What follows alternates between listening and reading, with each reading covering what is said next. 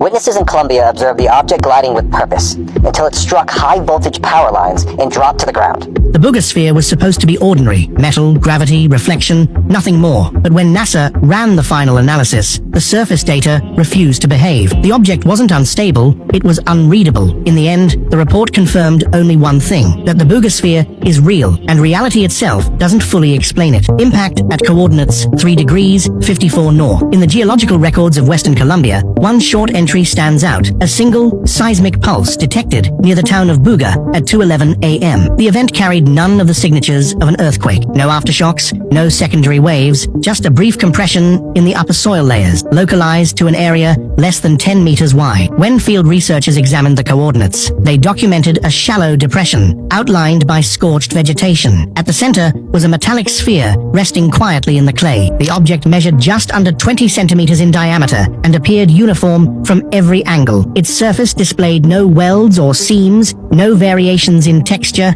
and no trace of impact heating. The alloy reflected light with a dull, graphite-like sheen, remaining several degrees cooler than the surrounding ground. Portable spectrometers detected a low-frequency interference close to 12 Hz, below the threshold of human hearing, but strong enough to disrupt nearby sensors. The signal disappeared whenever the sphere was electrically grounded, returning as soon as it was isolated again. Initial field analysis offered contradictions that didn't fit ordinary material. Density readings varied between measurements taken only minutes apart. Magnetometers showed faint responses that shifted polarity without external influence.